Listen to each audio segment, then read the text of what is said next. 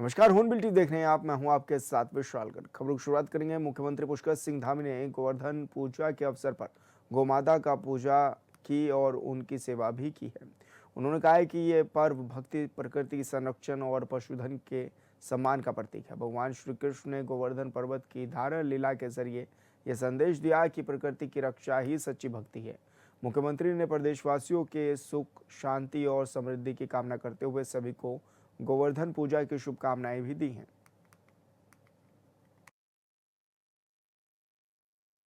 उत्तराखंड राज्य स्थापना के 25 साल, देश की दो बड़ी हस्तियां ऐसे में उत्तराखंड पहुंच रही हैं। उत्तराखंड दौरे पर ये दोनों हस्तियां पहुंचेंगी। एक और जहां 3 और 4 नवंबर को उत्तराखंड विधानसभा सदन में राष्ट्रपति द्रौपदी मुर्मू का विशेष संबोधन होगा, जहां सत्ता विपक्ष के विधायक उपलब्धियों और भविष्य की संभावनाओं पर चर्चा होगी। तो वहीं देश के प्रधानमंत्री मोदी भी 9 नवंबर को देहरादून में भव्य सैन्य धाम का लोकार्पण कर सकते हैं। देश की दो बड़ी शख्सियत जल्द ही उत्तराखंड में पहुंचने जा रही हैं। ये बताया जा रहा है कि 3 और 4 नवंबर को राष्ट्रपति देहरादून में पहुंचेंगी। इस दौरान विशेष सत्र का आयोजन भी किया जा रहा है। उत्तराखंड अपने 25 साल पूरे करने जा रहा है, जयंती में पहुंच रहा है और 9 नवंबर को प्रधानमंत्री नरेंद्र मोदी भी उत्तराखंड में आ सकते हैं। ये कहा जा रहा है कि प्रधानमंत्री नरेंद्र मोदी का समय मांगा गया है उत्तराखंड में आने के लिए और इस दौरान सैन्य धाम का उद्घाटन भी किया जाएगा।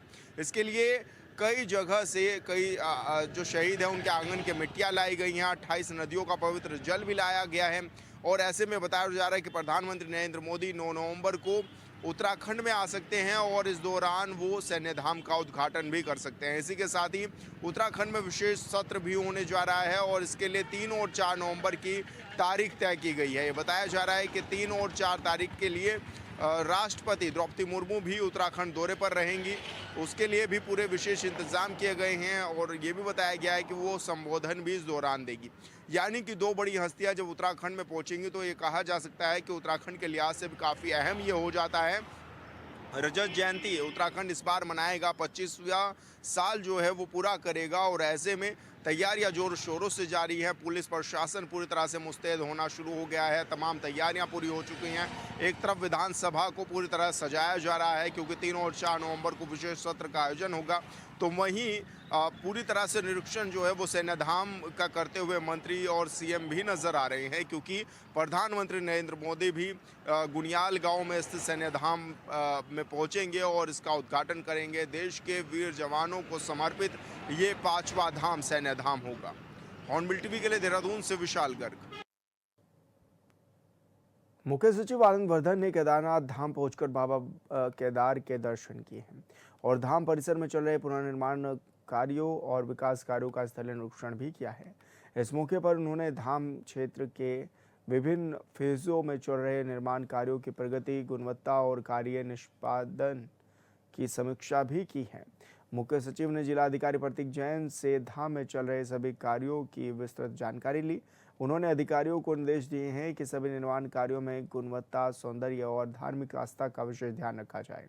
उन्होंने कहा है कि 23 अक्टूबर को बाबा केदार के कपाट शीतकाल के लिए बंद होने जा रहे हैं और उन्होंने निर्देश दिए हैं कि कपाट बंद होने के बाद भी धाम में सुरक्षा, सामग्री संरक्षण और बर्फबारी की स्थिति में कार्यों के रखरखाव को लेकर पूरी तैयारी रखी जाए। मुख्य सचिव ने यह भी कहा है कि अब से ही अगली यात्रा सत्र 2026 की तैयारियां शुरू कर दी जानी चाहिए।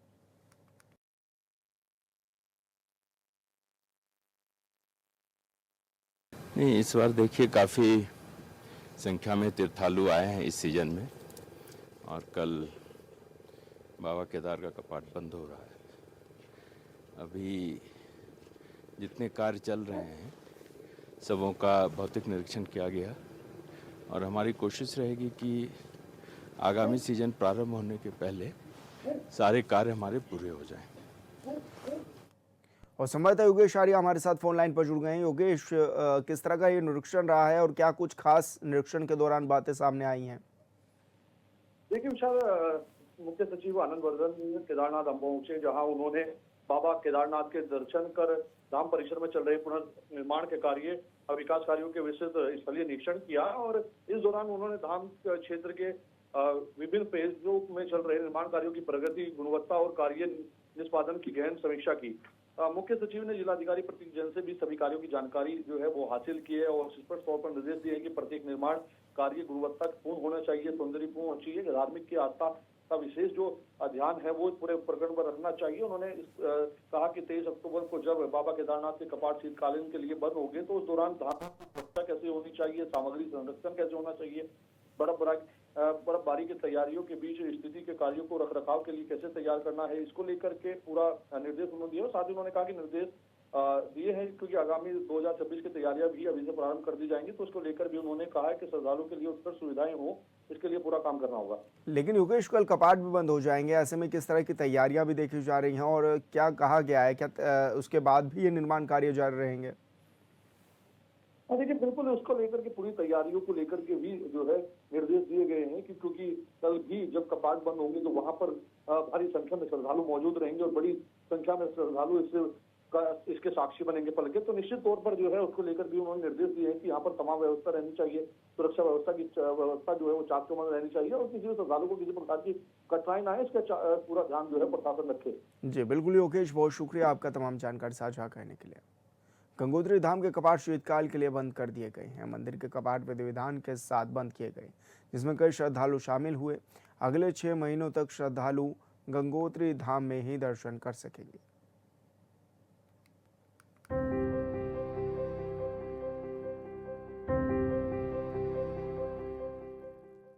आज उत्तरकाशी में गंगोत्री धाम के कपाट 6 महीने यानी शीतकाल के लिए बंद हो चुके हैं।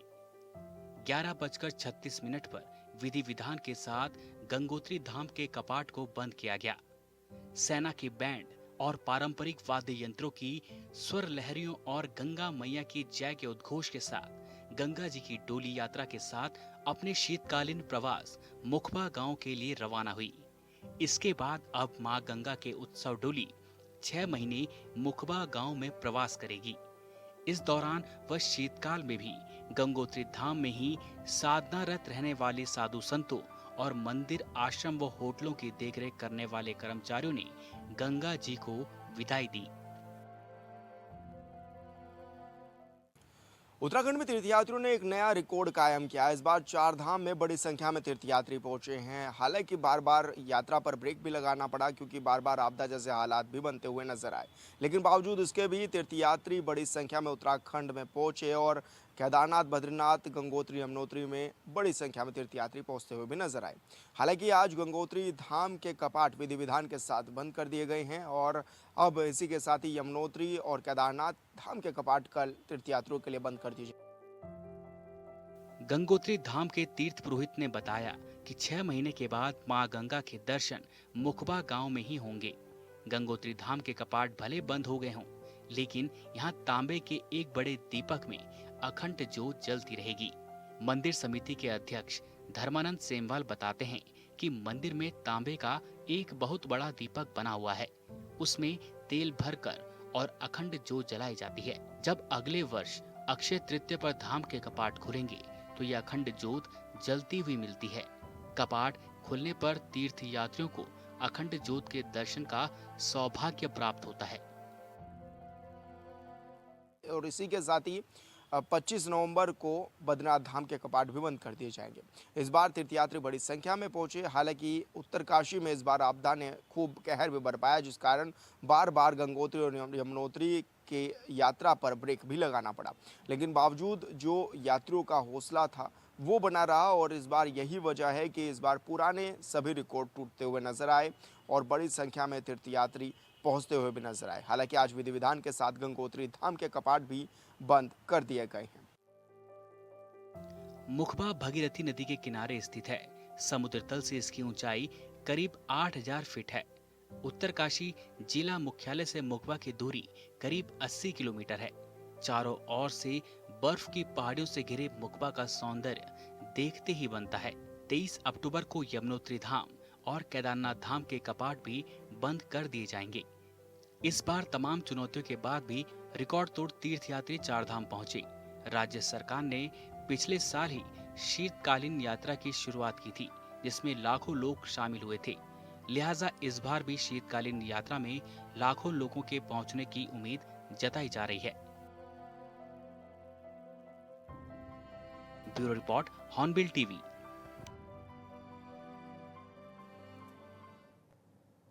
उत्तराखंड में इस साल दीपावली के दिन वायु गुणवत्ता में सुधार दर्ज किया गया है। तकनीक आधारित उपायों, प्रशासनिक सक्रियता और नागरिकों के सहयोग से राज्य के प्रमुख शहरों की हवा पहले से कहीं अधिक अच्छी हो गई है और स्वच्छ भी हो गई है।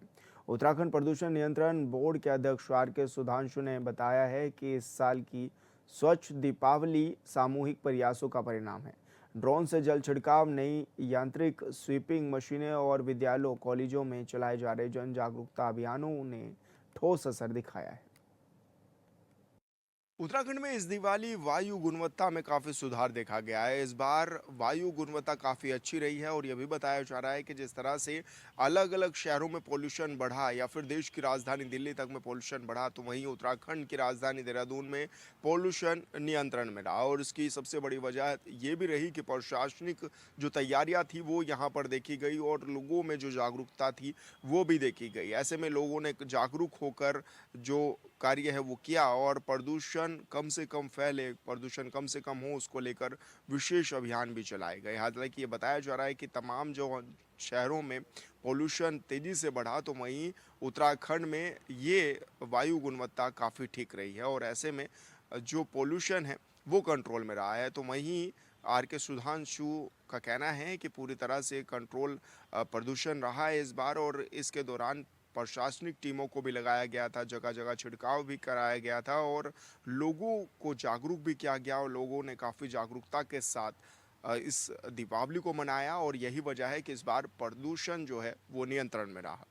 हॉर्नबिल टीवी के लिए देहरादून से विशाल गर्ग। देहरादून में नदियों किनारे और सरकारी भूमि पर अवैध निर्माण करने वालों के खिलाफ जिला प्रशासन अब कड़ी कार्रवाई की तैयारी में है। डीएम सविन बंसल ने स्पष्ट किया है कि जिन लोगों ने नदी नालों के किनारे अतिक्रमण कर भवन निर्माण किया है या सरकारी जमीन पर कब्जा किया है, उनकी पूरी रिपोर्ट सरकार को भेजी जाएगी ताकि ऐसे लोगों को ब्लैकलिस्ट किया जा सके। डीएम सविन बंसल ने सेरा गांव पहुंचे थे वो और वहां उन्होंने अवैध निर्माण की वास्तविक स्थिति का भी जायजा लिया। साथ ही राजस्व और विकास विभाग के अधिकारियों को निर्देशित दिए कि किसी भी स्तर पर सरकारी भूमि पर कब्जा बर्दाश्त नहीं किया जाएगा। तो हमारी जनरल कमेटी हमने निर्धारित की थी कि जहाँ जहाँ पर भी इस तरह की लीगल इंक्रोचमेंट्स हैं, particularly commercial ones, commercial buildings, resorts और जिन्होंने सरकारी नदियों पर, ज़मीनों पर अतिक्रमण करके अपने निर्माण कार्यों को अंजाम दिया है, उनकी वेबसाइट्स पर ही ब्लैकलिस्ट करना पड़ेगा उनको और गवर्नमेंट को इसकी रिपोर्ट अतिशीघ्र जाएगी कि इनके विरुद्ध कार्रवाई अतिशीघ्र की जाए। देहरादून के जनजातीय क्षेत्र जौनसार बाबर में इस बार दीपावली का उत्सव कुछ खास रहा।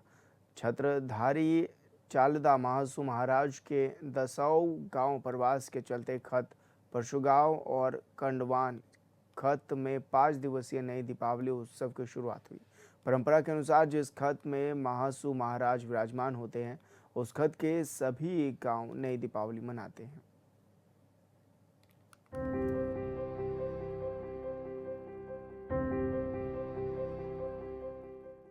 देहरादून के विकासनगर में जौनसार बाबर के आराध्य देव छत्रधारी चालदा महासू महाराज मंदिर दसऊ में 5 दिवसीय दिवाली का आगाज हो गया है।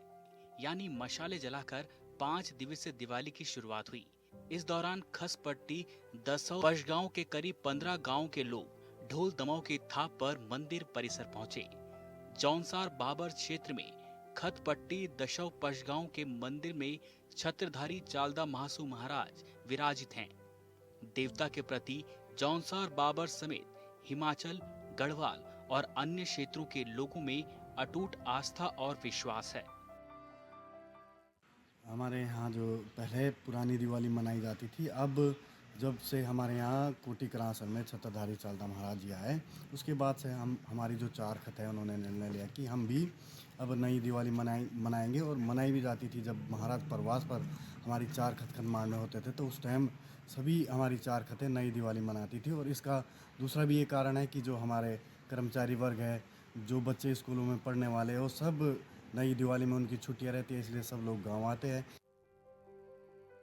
छत्रधारी चालदा महासू महाराज के दसाऊ गांव प्रवास के चलते खत, पशगांव और कंडवात खत के 5 दिवसीय नई दिवाली उत्सव की शुरुआत हो चुकी है। परंपरा के अनुसार जिस खत में मासू महाराज विराजमान होते हैं, उस खत के सभी गांव नई दिवाली मनाते हैं। इस बार खत पशगांव के करीब 15 गांव में दीपोत्सव का माहौल है। ग्रामीण पारंपरिक होलियार नृत्य करते हैं और अपने पूर्वजों की परंपरा को जीवित रखे हुए हैं। यह पर्व हमारी जनजातीय संस्कृति, आस्था और एकता का प्रतीक है। उन्होंने कहा कि अगले महीने छत्रधारी चालदा मासू महाराज हिमाचल प्रदेश के पश्चिमी क्षेत्र के लिए प्रवास करेंगे। इसलिए जो अब हम भी जो देश के साथ दिवाली मनाते हैं, उसी में हम लोग भी उसी मुख्य धारा में जुड़े हैं। और हमारी जो दिवाली है वो लगभग 4-5 दिन तक चलती है। आज से शुरू होगी और कम से कम 25 तारीख तक जो हमारे यहाँ है दिवाली का पर्व चलेगा। खत पशगांव के ग्रामीण इस साल की दीपावली को विशेष श्रद्धा और उल्लास के साथ मना रहे हैं। जौनसार बाबर की यह दीपावली न केवल आस्था और श्रद्धा का पर्व है, बल्कि यह जनजातीय संस्कृति की अमूल धरोहर भी है, जो आने वाली पीढ़ियों को अपनी जड़ों से जोड़ती है। छत्रधारी चालदा महाराज चलायमान देवता हैं। यह देवता एक स्थान पर 1-2 सालों तक रहते हैं। उसके बाद आगे की यात्रा शुरू हो जाती है। इस साल खतपट्टी दसौ पशगांव में आखिरी दिवाली मनाई जा रही है। Bureau report, Hornbill TV. Uttarakhand विधानसभा के विशेष सत्र की तिथि तय करने के लिए मुख्यमंत्री पुष्कर सिंह धामी को अधिकृत किया गया था। उन्होंने इसके लिए 3 और 4 नवंबर की अवधि निर्धारित की। फिर विधानसभा सचिवालय ने राजभवन को प्रस्ताव भेजा, जिसे अब राजभवन ने हरी झंडी दे दी है।